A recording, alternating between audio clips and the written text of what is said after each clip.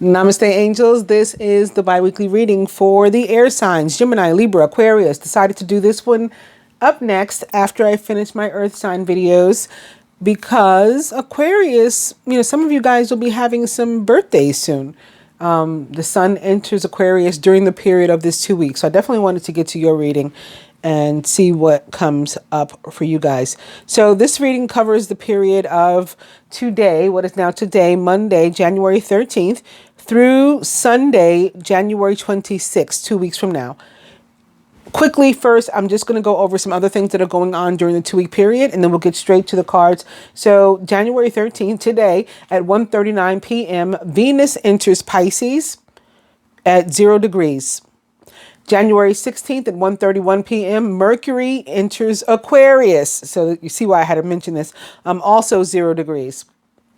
January 17th at 7:58 a.m., the third quarter moon, 26 degrees Libra. So just now, all three of those events were air sign events rather. Venus, the ruler of Libra, and Gemini in terms of air signs, entering Pisces. Mercury, the other ruler of Gemini, entering Aquarius. So that's all three there.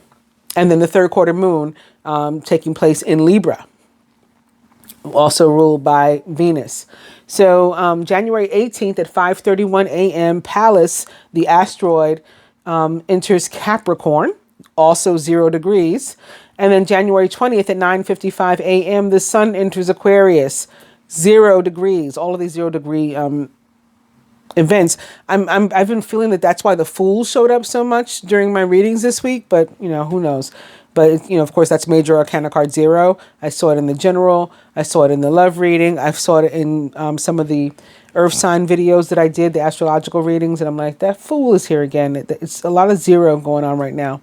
Anyway, the last one is January 24th at 4:42 p.m., the new moon in Aquarius. So there you have it. This is my reason for wanting to do this air sign video next. So I'll just mention we're using for the advice the Psychic Tarot for the Heart by John Holland.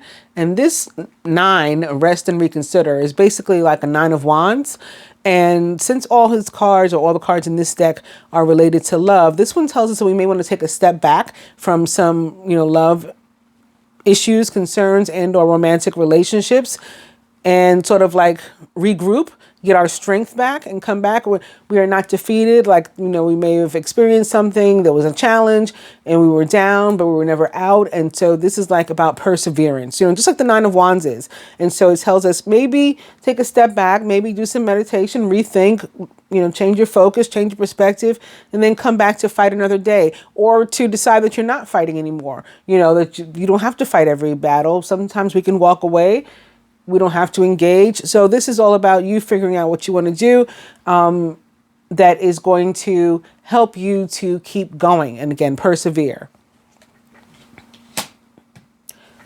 From the Animal Tarot, we have an overall energy. This is totally our energy. It's the Ace of Winter, or Ace of Swords, which is about a brand new start after some challenges, right? So it's like on the heels of challenge, you have this new opportunity. You are victorious because, you're a survivor, having made it through all of that. And now you're one of the last men standing that is able to take advantage of this new opportunity for a brand new start. So, you're a winner.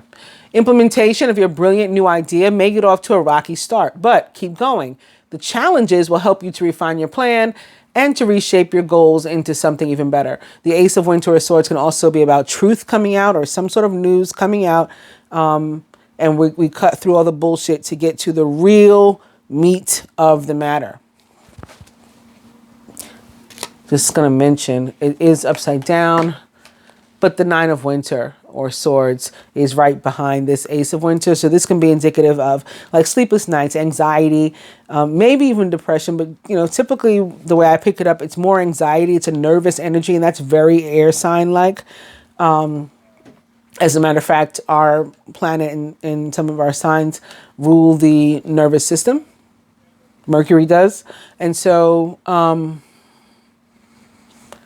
because we've experienced some challenge, maybe despite the fact that a new start is on the horizon. We're still a little paranoid. But the good news is there's yet another ace also nearby. It's the Ace of Pentacles. Mercury is also the ruler of the sign of Virgo, so that may be why that's there. And we just have to make it through this, and we just have to persevere. That's all we got to do. And then we're going to get these new blessings. So going to the Rider-Waite cards, the one that most directly represents our energy this week, and actually is of our energy and element, is the Knight of Swords in reverse. When this card shows up, some travel maybe on the horizon for you. Maybe it's going to be business travel, sitting here atop your position of work and finance. Or maybe relocation, company relocating you, going to put you up in some sort of home or something. That could be happening for you. If you do have travel that's coming up, there could be delay with the Knight of Swords showing up in reverse, or the trip can take longer than you expected or would have liked. You want to be careful about sharing too much information or oversharing in any form, right? Just be careful. When this is like, there could be some sort of like security leak or something. Somebody might be listening to your phone calls other than Apple, or maybe it's Apple. Maybe they leak your cloud stuff or something like that. Don't be paranoid, but when this card shows up in reverse, that it is an indication that we need to be conscientious of the fact that communications might not be secure. In terms of work, there could be some sort of a coworker or something who's trying to take credit for what you've done. And so maybe that's what one of your conflicts is about. Maybe that's what the battle is about. They're trying to take your shine. Don't they always try to take our shine? The limelight, as they say. Make sure that you have like the records, because again, you're the communication, champ. So make sure that you have the records, like a paper trail or whatever it's, or phone calls, emails, whatever it is, to back up the fact that you are, who did this work, and that you've been doing things the right way. That you've been making progress for the company. Someone also may try to blame you for something that you didn't do. That's not your fault. So it's like the stuff that you did do that was good, they want to take credit for that. And then something that someone did that wasn't good, that was poor, that's what they want to attribute to you. Don't allow this to happen. You may want to also, some of you, especially if you're looking for work, like brush up your resume, make sure that you're communicating properly there too, who you are, what you're capable. Just polish it up. Make sure that all the stuff that you're good at is there. Especially if you are, actively seeking work. Let's get our stuff in order first and do it the right way. In terms of love, it could be like right in front of our face and we're not noticing. When this is like when the Knight of Swords is in reverse, love could be like right there, and maybe we're not really considering somebody who is appropriate for us. It can be that we're being superficial and we need to go like below the surface with this person, especially like if these new prospective partners, potential partners. We can't just look at them on top. We have to go deeper. So you may want to communicate in that regard, to like get to know somebody. And somebody or some of those people may possibly come off to you like they're doing too much, like they're trying too hard to impress you. And I know that that's something that Geminis can't stand. Like I think particularly the women, but the men may hate it just as much. The women in particular, because we don't like, when a man is trying to impress, and they're making it seem like we're incapable of doing certain things for ourselves. So, they try very hard and make us, it comes off, insulting rather than like chivalrous or whatever. So there's going to be plenty of examples of this sort of thing. It doesn't have to be that, a man could be on the receiving end of this, doing too much as well in some other capacity. So you guys, I just wanted to make sure you guys know what I'm talking about. Like, somebody's just trying really hard. The fact that they're doing that doesn't necessarily mean they're an asshole or a loser. They may just be nervous around you, right? They may just be so attracted to you, they don't know what to do with themselves and they're nervous. Somebody like that, you may want to give them another chance. If you're already in an existing relationship, you're committed or something, something may be bothering your partner. So another reason to communicate. This card, all about needing to communicate in different ways in the different areas of our lives. 9 of Pentacles in reverse, and the energy that's surrounding us. So this can be our energy too, and or, friends, family, co-workers, super positive omen in general. When the 9 of Pentacles in reverse shows up, it's about you have reasons to be proud. You have reasons to be proud. You can consider yourself disciplined and, to have a good work ethic, to be responsible, to be methodical, and optimistic, just like a really, really positive energy and good person. And this card comes through about communication too. You got to be clear about your goals and your plans. So even when you're communicating with yourself, you got to be clear about what it is that you want. What are your goals? What are your dreams? And what actions are you going to take to bring them about? Right? It's very earth signy. It's the Pentacles, right? So they are very methodical. They plan things out. They write things down before they get started. And you may want to do that too, so that you have a clear idea. Maybe like a vision board, or, you take some sort of notes and you make, a chart. What in order to accomplish this, I need this, this, this. And you make a list and those type of things. In terms of work, if you are, again, out of work and looking for a position, again, you're going to want to be very, very clear about what it is, you're capable and you're interested in doing. And you're also going to need to be methodical and disciplined in this regard, and also highlight those traits of yours. If you are good at those things naturally, I'm extremely dependable. I am, highly analytical. I have excellent communication skills, those type of things on the resume.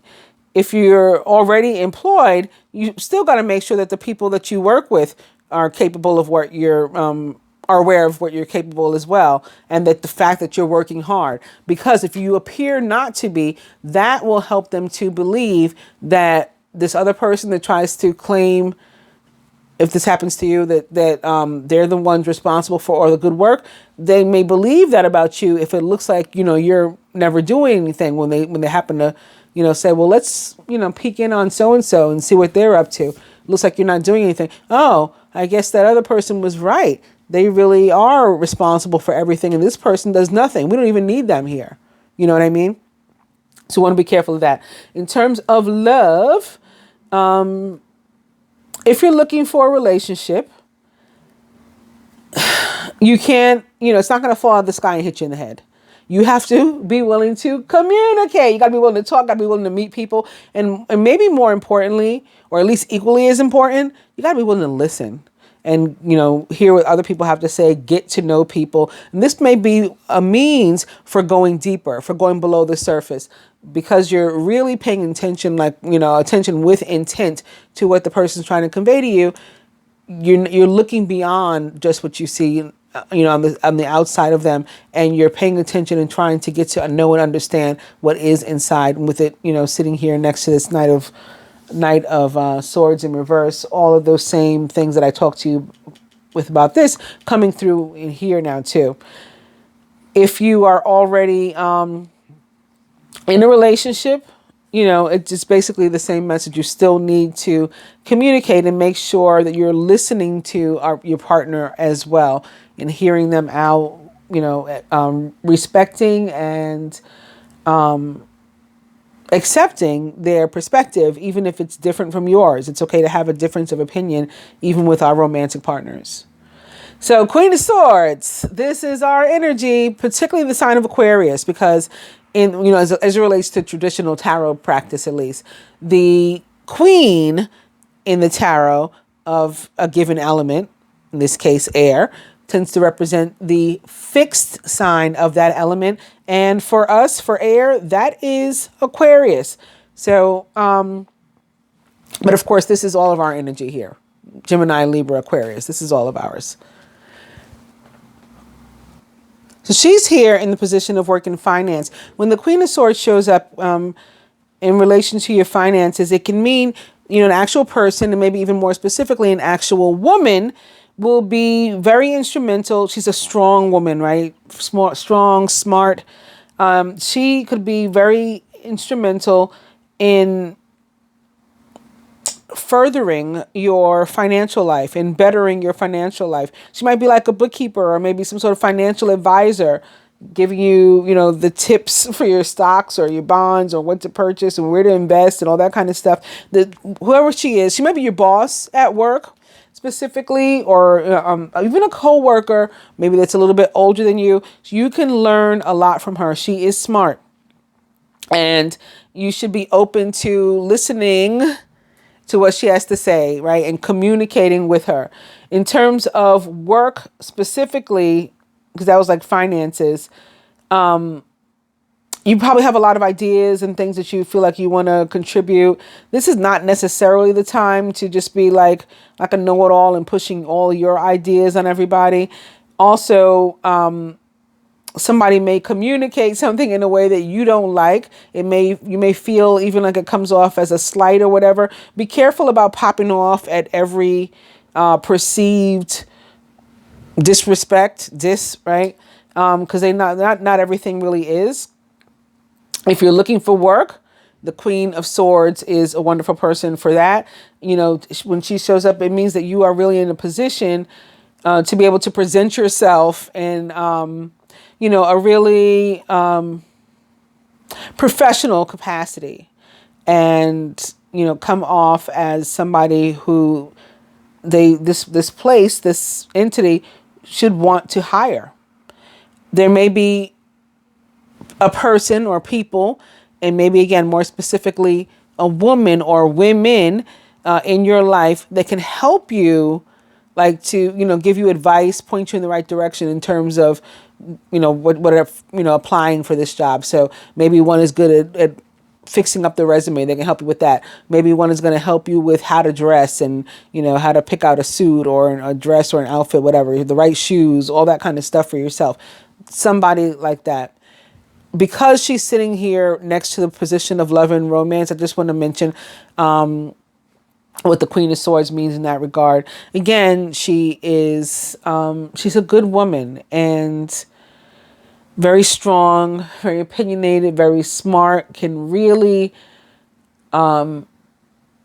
be like wife material, a really good choice in wife. Where we have a strong potential to go wrong is by being too pushy in terms of love. Sometimes we can push people away. We can be chasers, and not in the sense that we're necessarily running behind folks, because that's not very air sign like at all. We actually tend to fall back a lot and like to spend a lot of time by ourselves, especially Gemini and Aquarius. Maybe not so much Libra, but the other two.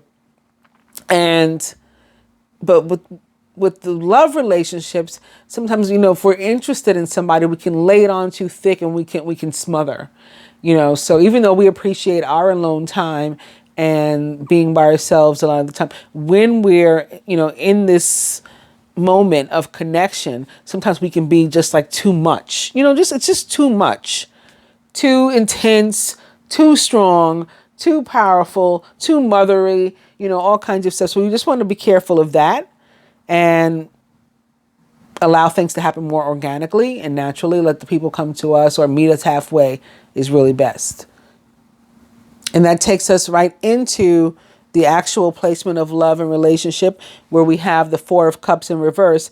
And that can mean that you might be ready now to finally like let go of the ghosts of exes and experiences past that have been holding you back from the bright and wonderful and happy, romantic, loving future that you could have. You may want to do some alone time and spend some time thinking about, you know, who you are, what you are, where you are, what you want, and what you need in your life. Look forward. Okay, we're not going backward when this card shows up. Going backward to a ghost may also specifically for some of you include another air sign. Then whoever this Knight of Swords is, they may be younger. They may be less mature. They may be less, have less stature. You know, you come off more powerful and maybe smarter and, you know, with a better job. And maybe that's part of what didn't work. But we have to let go of the fact that it didn't work and move forward, move on. So whatever was holding you back, whatever experiences sort of continue to creep back into your life and maybe prevent you from moving forward, or exes that seem to always come back, but it never materializes and really turns to anything. All it does is create, you know, cords or maintain cords that prevent you from, you know, finding someone new. This shows up in reverse like this. It means we're finally ready to let go of all that and nix all that and move on with our lives. And to that, I say amen, because we have a really positive overall energy as well. It is the Six of Pentacles in reverse, and picking it up, I see that the Eight of Wands is also here in reverse. And this could be about delayed communication. I've been talking all this stuff about communication, delayed communication. When the communication does come in, it will be happy, good news. Some of us may be waiting again for an answer or something with regard to a job that we applied for, or promotion that we're wanting, that we're waiting. Maybe that information, the answer is delayed. But whatever it is, when we get this news that we're waiting for, to whomever that applies, it will be good news according to that.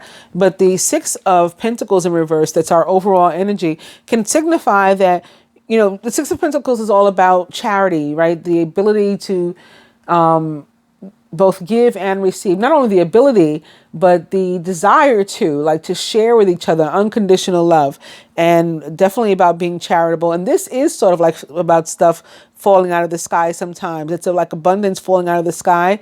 Whereas some of the other energies, like the Three of Pentacles, for example, definitely about working, collaborating even with others to bring about abundance. And with the Six of Pentacles, it can be assistance that is just like heaven sent, you know, money that you find, that you're gifted, that, you know, a scholarship, a grant, you don't even have to pay it back. That is that kind of stuff. But when it comes to love, it's again exchanges of our energy and, you know, that of another person with us, without any agenda, without any bullshit attached. You know, I'm not doing it because I want something, or I'm trying to set you up, or, you know, there's some sort of scheme or crap behind it. It's like just giving genuinely of yourself in love, because that's what human beings are meant to do, and having somebody do the same for you. So when the Six of Pentacles shows up in reverse, it can mean that there's all kinds of generosity around us that we're not noticing, and things that we're not taking advantage of, opportunities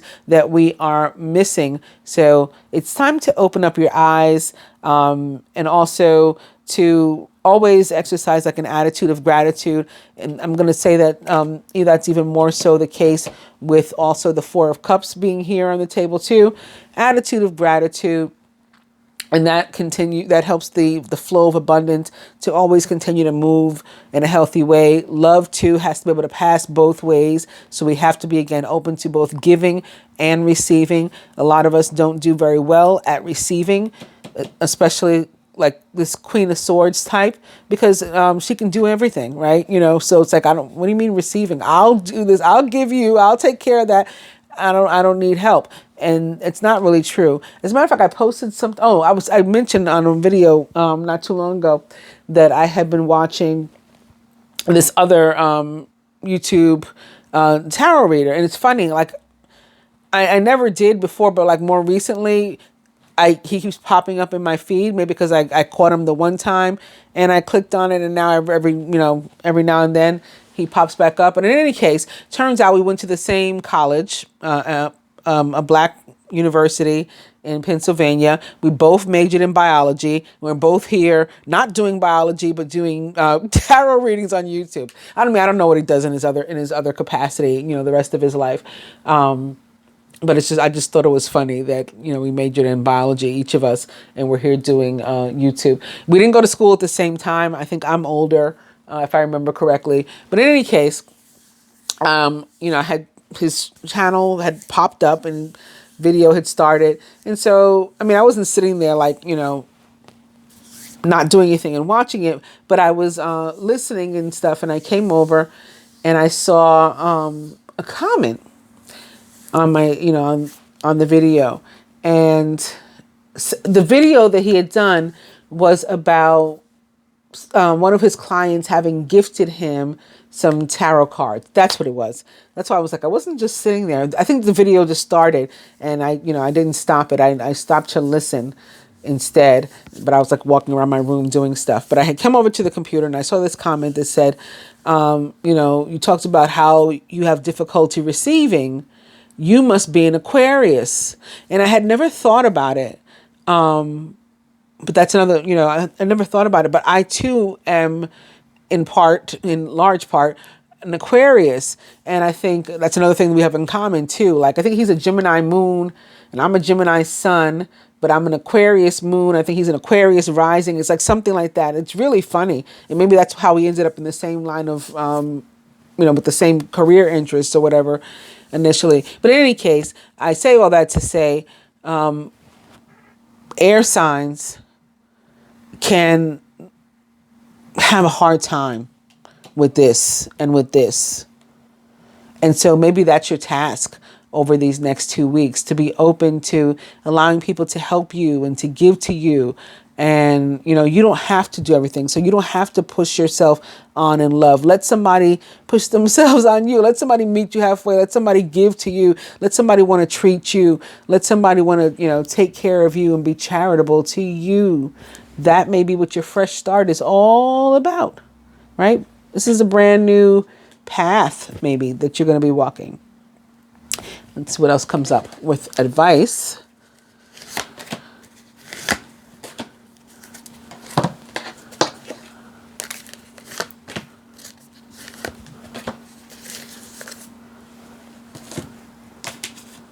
For the masculine, it's another Queen of Winter, Queen of Swords. Experienced, self-sufficient, brilliant, and funny. All of your life experiences have prepared you for this moment of truth. It is time to declutter your home, to clear away situations that aren't working for you anymore. So we're definitely ready to do that again in love, from what I can see. And to disengage from people who create more drama than happiness. Could be this, or again, that person at work, perhaps, to whom that applies. The Queen of Winter, of course, is our energy, Gemini, Libra, Aquarius. For the feminine, Major Arcana card 13, release. So again, about letting something go, allowing a phase to end, allowing ourselves to transition into a new space, a new path, brand new. Even if we, had met challenges on our way there, it's time to release the past and to move on to something new. This ending is the first step on your way to a happier future. Major Arcana card 13, release, is actually death in the traditional tarot and may represent a Scorpio in your life. Maybe that's one of the ghosts, the exes, or something that was holding you back. If it's not an actual Scorpio, that card, that energy can still be representative of these things that we're finally ready to let go of that had been holding us back.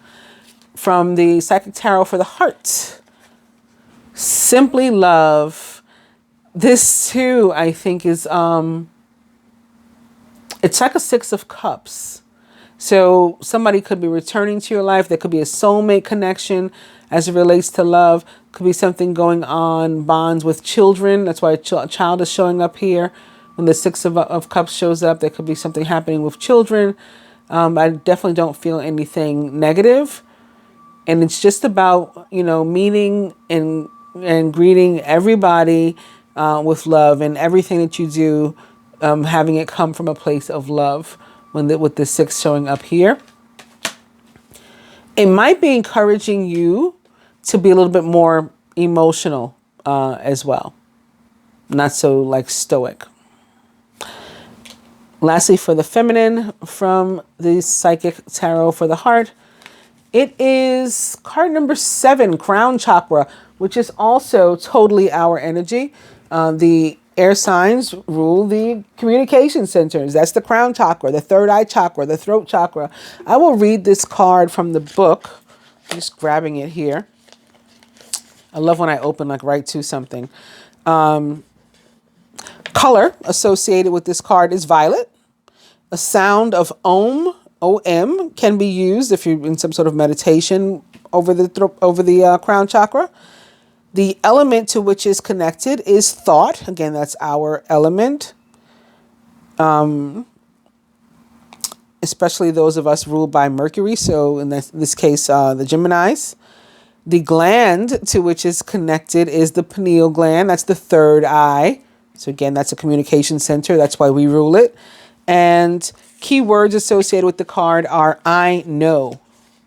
The crown chakra is located at the top of the head and has been called the 1,000-petaled lotus, or the receiver of light. This chakra is the center of your link with the universe, with the infinite, and your higher consciousness. It's the connection between wisdom and spiritual insight. The crown chakra center is the area where ethereal light and energy are received and then dispersed throughout your aura for total well-being. To enhance this chakra, sit quietly and visualize a lotus bud on the top of your head. As the bud blossoms, see a shower of whitish violet sparkling light shining down from the universe onto the lotus, filling and nurturing it. When complete, simply let the vision fade. Expanding this chakra opens you to receiving the ultimate bliss. Oh God, I'm so glad we got that. Okay, so this is how we're going to open ourselves up to receiving. Receiving the ultimate bliss, divine love. Take comfort in knowing that you are cherished. I hope you guys have enjoyed our reading, my fellow air signs. I'll be back for you in another 2 weeks. Namaste.